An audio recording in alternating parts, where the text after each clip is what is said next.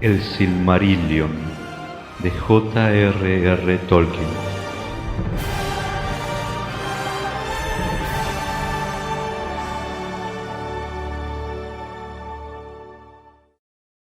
Cuenta Silmarillion, la historia de los Silmarils. Capítulo 3. De la llegada de los elfos y el cautiverio de Melkor. Durante largos años los Valar vivieron en beatitud a la luz de los árboles, más allá de las montañas de Aman. Pero un crepúsculo estelar cubría toda la Tierra Media. Mientras las lámparas habían brillado, surgió allí una vegetación que luego fue estorbada porque todo se hizo otra vez oscuro. Pero las más antiguas criaturas vivientes habían aparecido ya. En los mares, las grandes algas, y en la tierra, la sombra de grandes árboles. Y en los valles que la noche vestía, había oscuras criaturas, antiguas y vigorosas. A esas tierras y bosques, los Valar iban rara vez, salvo Yavanna y Orome. Y Yavanna andaba allí por las sombras, lamentando que el nacimiento y la promesa de la primavera de Arda se hubiesen diferido, y puso a dormir a muchas criaturas nacidas en la primavera para que no envejecieran y aguardaran el momento de despertar que no había llegado aún. Pero en el norte, Melkor cobraba fuerzas y no dormía, pero vigilaba y trabajaba, y las criaturas malignas que él había pervertido andaban por las tierras vecinas, y los bosques oscuros y adormilados eran frecuentados por monstruos y formas espantosas. Y en Utumno reunió a sus demonios, los espíritus que se le unieron desde el principio en los días de esplendor y que más se le asemejaban en corrupción. Sus corazones eran de fuego, pero un manto de tinieblas los cubría y el terror iba delante de ellos. Tenían látigos de llamas. Balrogs se los llamó en la Tierra Media en días posteriores. Y en ese tiempo oscuro, Melkor creó muchos otros monstruos de distintas formas y especies que durante mucho tiempo perturbaron el mundo, y el reino fue extendiéndose hacia el sur por sobre la Tierra Media. Y Melkor levantó también una fortaleza y armería no lejos de las costas noroccidentales del mar para resistir a cualquier ataque que viniera de Aman. La fortaleza era mandada por Sauron, teniente de Melkor, y se le daba el nombre de Angband. Sucedió que los Valar se reunieron en consejo, turbados por las nuevas que Yavanna y Orome traían de las tierras exteriores, y Yavanna habló ante los Valar diciendo: «Oh vosotros, poderosos de Arda, la visión de Ilúvatar fue breve y nos la quitaron pronto, de modo que quizá no podamos sospechar, dentro de un estrecho margen de días, la hora señalada. Esto, sin embargo, tened por seguro. Se aproxima la hora, nuestra esperanza tendrá respuesta antes que esta edad termine, y los hijos despertarán. Dejaremos pues las tierras que serán su morada, desoladas e invadidas por poderes malignos. Darán a Melkor el nombre de Señor, mientras Manwë está sentado en Taniquetil». Y Tulkas gritó: «No, hagamos la guerra sin demora. ¿Acaso no hace mucho que descansamos de la lucha y no se ha renovado ya nuestra fuerza? ¿Se nos opondrá uno solo para siempre?». Pero por mandato de Manwë habló Mandos y dijo: «Los hijos de Ilúvatar vendrán en esta edad, por cierto, pero no todavía. Se ha proclamado además que los primeros nacidos llegarán en la oscuridad y primero contemplarán las estrellas. Verán la gran luz cuando empiecen a menguar y acudirán a Barda cada vez que lo necesiten. Entonces Varda abandonó el consejo y desde las alturas de Taníquetil contempló la oscuridad de la Tierra Media bajo las estrellas innumerables, débiles y distantes. E inició entonces un gran trabajo, la mayor de las labores de los Valar desde que llegaron a Arda. Recogió el rocío plateado de las tinas de Telperion, y con él hizo estrellas nuevas y más brillantes, preparando la llegada de los primeros nacidos. Por eso, a quien desde la profundidad de los tiempos y los trabajos de Ea se llamó Tintale, la iluminadora, los elfos le dieron más tarde el nombre de Elentari, reina de las estrellas. También entonces hizo ella Carnil y Luinil, Nenar y Lumbar, Alcarinque y el Emire, y reunió muchas otras de las antiguas estrellas y las puso como signos en los cielos de Arda: Wilwarin, Telumendil, Soronume y Anarima, y Menemalcar, con un cinturón resplandeciente que presagia que la última batalla se librará al final de los días. Y Alta en el norte, como reto a Melkor, echó a girar la corona de 7 poderosas estrellas, Valakirka, la hoz de los Valar y signo de los hados. Se dice que al poner fin Varda a estos trabajos, y muy largos que fueron, cuando Menemalcar entró en el cielo por primera vez, y el fuego azul de Helluin flameó en las nieblas por sobre los confines del mundo, a esa misma hora despertaron los hijos de la tierra, los primeros nacidos de Ilúvatar.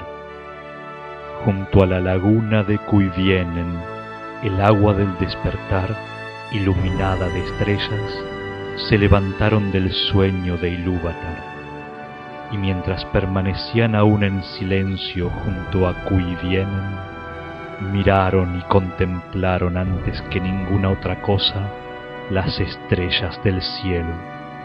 Por tanto, han amado siempre la luz de las estrellas y veneran a Varda Elentari por sobre todos los Valar. En los cambios del mundo, las formas de las tierras y de los mares se han destruido y reconstruido.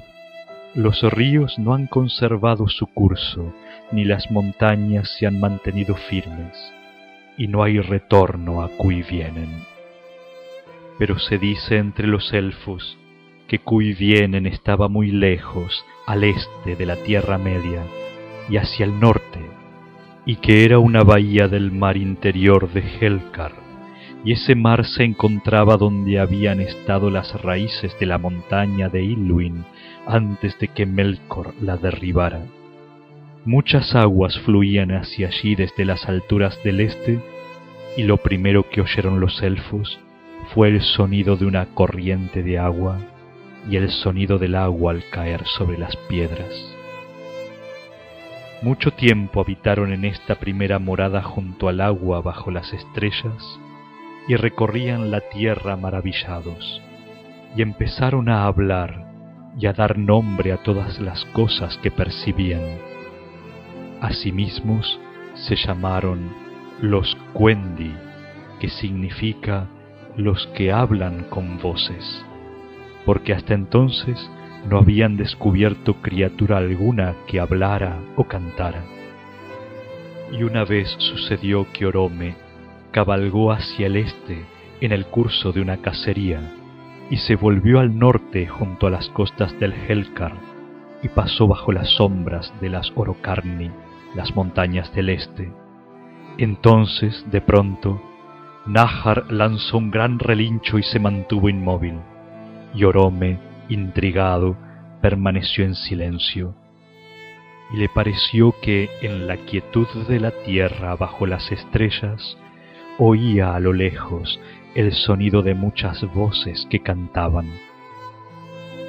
Así fue que los Valar encontraron al fin casi por azar, a aquellos que durante tanto tiempo habían esperado.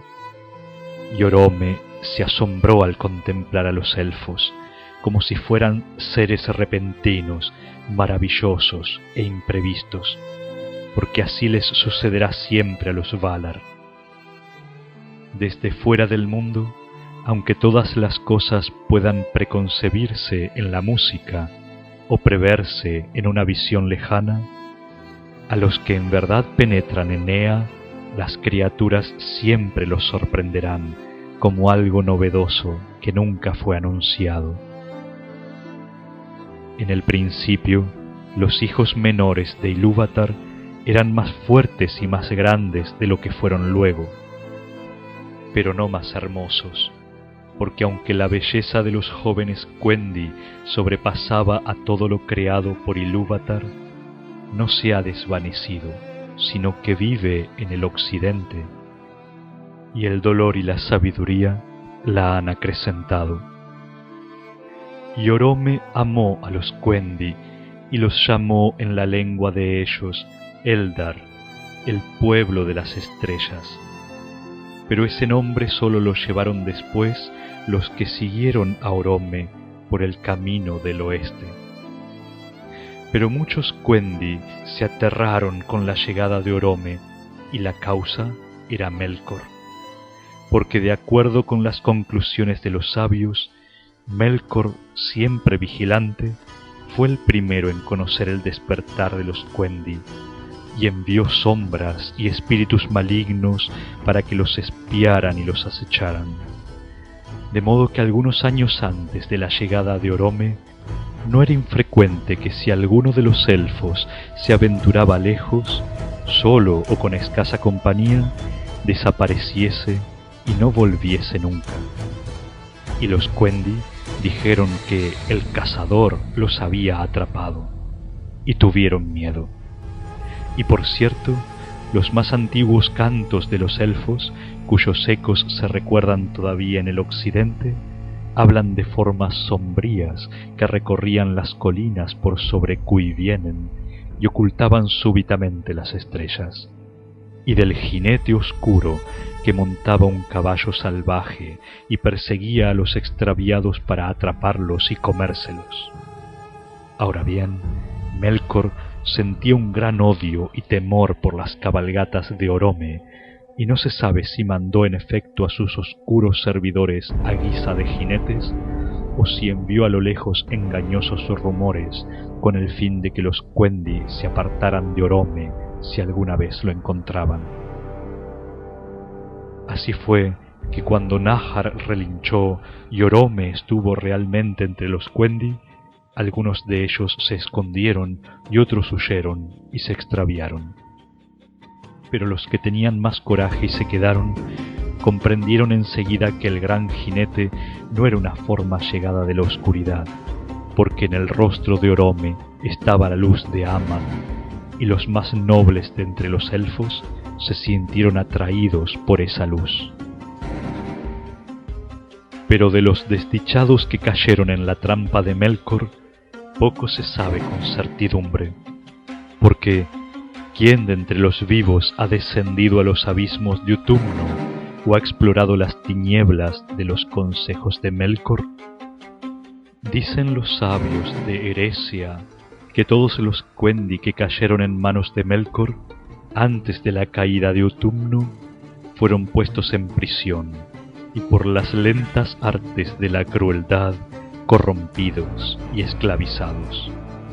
Y así crió Melkor la raza de los orcos, por envidia y en mofa de los elfos, de los que fueron después los más fieros enemigos. Porque los orcos tenían vida y se multiplicaban de igual manera que los hijos de Ilúvatar. Y Melkor, desde que se revelara en la Ainulindale antes del principio, nada podía hacer que tuviera vida propia ni apariencia de vida. Así dicen los sabios. Y en lo profundo del oscuro corazón, los orcos abominaban del amo a quien servían con miedo, el hacedor que sólo les había dado desdicha.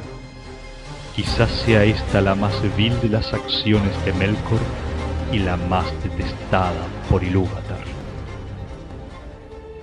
Orome se demoró un tanto entre los Quendi, y luego volvió cabalgando deprisa por tierra y mar a Valinor, y le llevó la nueva a Valmar, y habló de las sombras que perturbaban a Cuivienen. Entonces los Valar se regocijaron, aunque todavía tenían alguna duda, y durante un tiempo discutieron qué consejo adoptar para proteger a los Quendi de la sombra de Melkor. Pero Orome volvió enseguida a la Tierra Media y habitó con los elfos.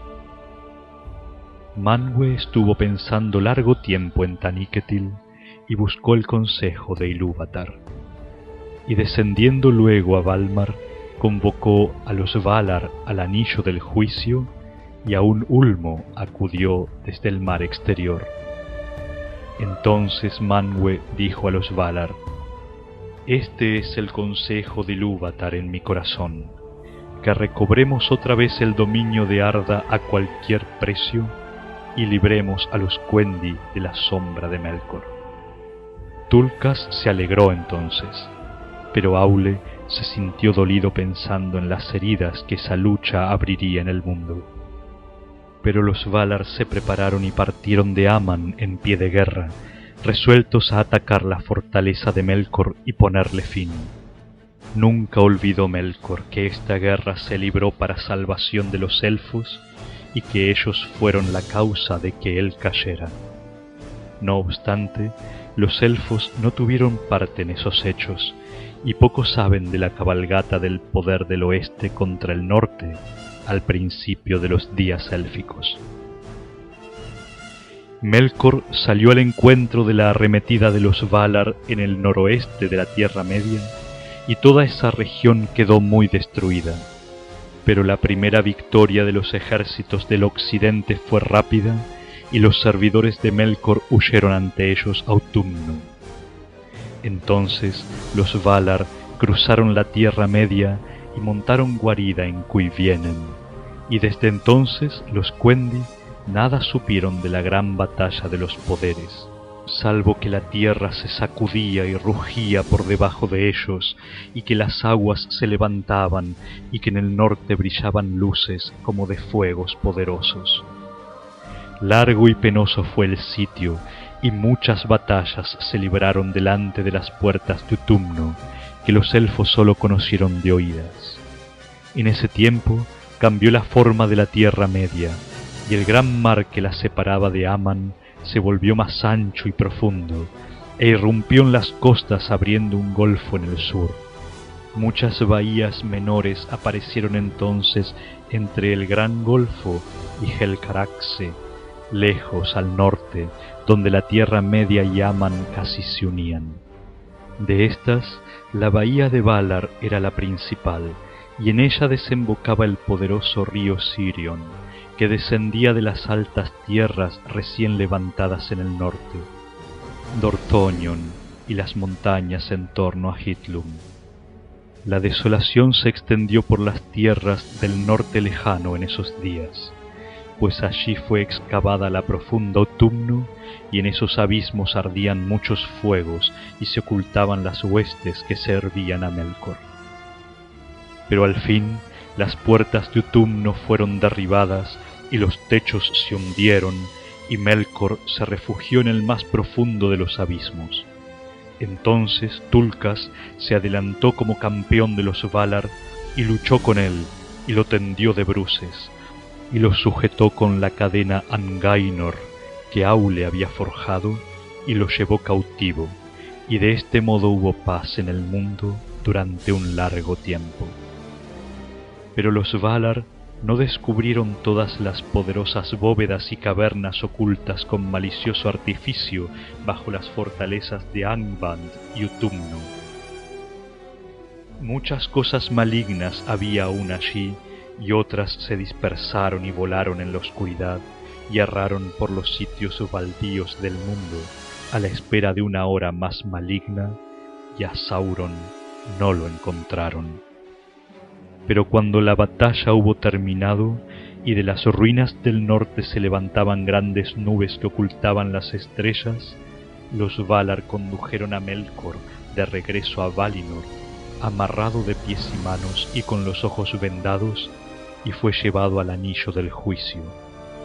Allí yació boca abajo entre los pies de Manwë y pidió perdón, pero esta súplica fue denegada, y lo encerraron en la fortaleza de Mandos, de donde nadie puede huir, ni Vala, ni elfo, ni hombre mortal.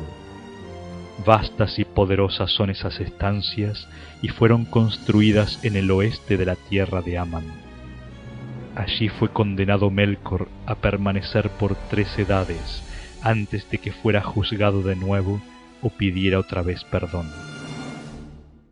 Entonces, una vez más, los Valar se reunieron en consejo y quedaron divididos en el debate, porque algunos, y de ellos era Ulmo el principal, sostenían que los Quendi tendrían que tener la libertad de andar como quisiesen por la Tierra Media y con la capacidad de que estaban dotados ordenar todas las tierras y curar sus propias heridas. Pero la mayor parte temía por los Quendi abandonados a los peligros del mundo en el engañoso crepúsculo estelar, y se sentían además enamorados de la belleza de los elfos y deseaban su compañía. Por último, los Valar convocaron a los Quendi a Valinor, para reunirse allí, a las rodillas de los poderes, bajo la luz de los árboles sempiternos. Y Mandos quebró el silencio y dijo: «Y así ha sido juzgado. Esta decisión fue causa de muchos daños que vinieron después». Pero los elfos en un principio no estuvieron dispuestos a escuchar este llamamiento, porque hasta entonces solo habían visto a los Valar encolerizados cuando marchaban a la guerra, excepto a Orome, y tenían miedo. Por tanto, una vez más les fue enviado Orome, y éste escogió entre ellos a los embajadores que irían a Valinor y hablarían en nombre de los Quendi. Y estos fueron Ingwë, Finwë y Elwë, que más tarde llegaron a reyes. Y cuando estuvieron allí y vieron la gloria y majestad de los Valar, se sintieron sobrecogidos y tuvieron grandes deseos de la luz y el esplendor de los árboles. Luego Orome los llevó de vuelta a Cuivienen, y ellos hablaron al pueblo y aconsejaron escuchar el llamamiento de los Valar y trasladarse al oeste. Sucedió entonces la primera división de los elfos, porque la gente de Ingwë y la mayor parte de la gente de Finwë y Elwë escucharon las palabras de los señores y de buen grado estaban dispuestos a partir y a seguir a Orome, y a estos se les conoció luego como los Eldar, el nombre élfico que les dio Orome en un principio. Pero muchos rechazaron el llamamiento, prefiriendo la luz de las estrellas y los amplios espacios de la Tierra Media al rumor de los árboles, y estos son los Avari, los renuentes, y en esa ocasión se separaron de los Eldar y nunca más volvieron a encontrarlos hasta pasadas muchas edades. Los Eldar se aprontaron a emprender una gran marcha desde el primitivo hogar oriental y se dispusieron en 3 huestes. La más reducida y la primera en ponerse en marcha era conducida por Ingwë, el más grande de los señores de la raza élfica. Entró en Valinor y se sienta a los pies de los poderes, y todos los elfos reverencian el nombre de Ingwë. Pero nunca volvió a la Tierra Media, ni siquiera a mirarla. Los Vanyar fueron su gente, y son los hermosos elfos, los bien amados de Manwë y Varda, y pocos de entre los hombres han hablado con ellos alguna vez. Luego llegaron los Noldor, un nombre de sabiduría, el pueblo de Finwë. Son los elfos profundos, los amigos de Aule, y alcanzaron un gran renombre en las canciones pues mucho lucharon y se afanaron en las tierras septentrionales de antaño. La hueste más crecida fue la última en llegar, y éstos recibieron el nombre de los Teleri, pues se demoraron en el camino y no fueron unánimes en la decisión de abandonar la penumbra y dirigirse a la luz de Valinor. Encontraban gran deleite en el agua, y los que llegaron por fin a las costas occidentales se enamoraron del mar. Por tanto, se les conoció en la tierra de Aman con el nombre de elfos del mar, los Falmari, porque hacían música junto a la rompiente de las olas. Tenían 2 señores, pues eran muy numerosos: Elwe Singollo, que significa manto gris, y Olwe, su hermano. Estos eran los 3 clanes de los Eldalie, que llegaron por fin al extremo occidental en los días de los árboles y recibieron el nombre de Calaquendi, elfos de la luz. Pero hubo otros Eldar que emprendieron también la marcha hacia el oeste, pero que se perdieron en el largo camino, o se desviaron, o se demoraron en las costas de la Tierra Media, y estos pertenecían en su mayoría a la gente de los Teleri, como se indica más adelante. Vivieron junto al mar o erraron por los bosques y las montañas del mundo, aunque en lo más íntimo del corazón añoraban el occidente. A estos elfos los Calaquendi llaman los Umanyar, pues nunca llegaron a la tierra de Aman y al reino bendecido, pero a los Umanyar y a los Avari los llaman por igual los Moriquendi, los elfos de la oscuridad, pues nunca contemplaron la luz que había antes del sol y de la luna. Se dice que cuando las huestes de los Eldalie partieron de Cuivienen, Orome cabalgó al frente en Nahar el caballo blanco con herraduras de oro, y al dirigirse al norte bordeando el mal de Helcar, se volvieron hacia el oeste. Unas grandes nubes negras flotaban todavía en el norte por sobre las ruinas de la guerra, y las estrellas estaban ocultas en esa región. Entonces no pocos se asustaron y se arrepintieron y se volvieron atrás, y han sido olvidados. Larga y lenta fue la marcha de los Eldar hacia el oeste, porque las leguas de la Tierra Media no estaban contadas y eran fatigosas y sin sendas.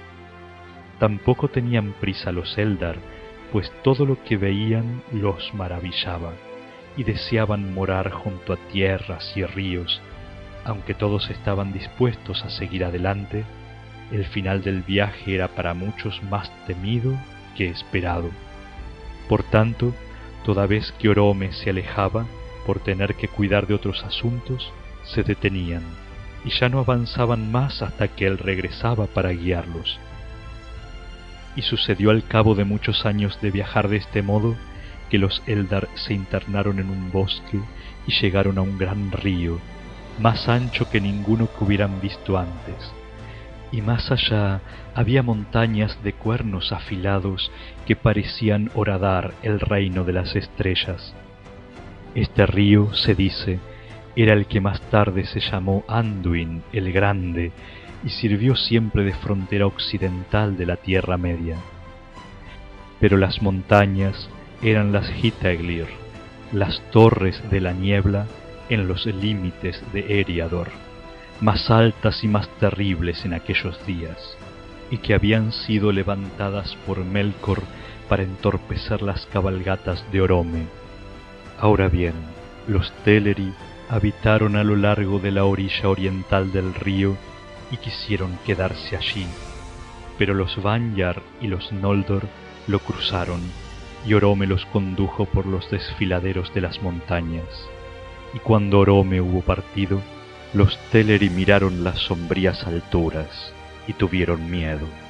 Entonces uno se adelantó de entre el grupo de Olwe, que era siempre el último en el camino, y se llamaba Lengwe. Abandonó la marcha hacia el oeste y arrastró consigo a muchos que avanzaron hacia el sur junto al gran río, y los otros no supieron nada de ellos hasta después de muchos años. Ellos fueron los Nandor, que se convirtieron en un pueblo aparte, que no se parecía a la gente de Olwe, excepto en el amor que sentían por el agua, y vivieron casi siempre junto a las cascadas y las corrientes. Mayor conocimiento tenían de las criaturas vivientes, de árboles y hierbas, aves y bestias, que todos los otros elfos. En años posteriores, Denethor, hijo de Lengüe, se volvió nuevamente hacia el oeste y condujo parte de ese pueblo por sobre las montañas hacia Beleriand, antes de levantarse la luna. Por fin, los Vanyar y los Noldor llegaron a Ered Luin, las montañas azules, entre Eriador y el extremo oeste de la Tierra Media, que los elfos llamaron más tarde Beleriand, y los primeros grupos pasaron por el valle del Sirion y llegaron a las costas del gran mar, entre Drengist y la bahía de Valar.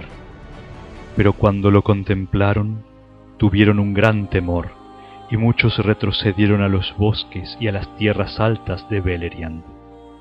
Entonces Orome partió y volvió a Valinor en busca del consejo de Manwë. El grupo de los Teleri pasó por las montañas nubladas y cruzó las extensas tierras de Eriador, conducido por Elwë Singollo, que sólo quería volver a Valinor y a la luz que había contemplado, y deseaba no separarse de los Noldor, porque sentía gran amistad por Finwë, su señor. Así, al cabo de muchos años, los Teleri llegaron por fin a Ered Luin, en las regiones orientales de Beleriand. Allí se detuvieron y habitaron un tiempo más allá del río Gelion.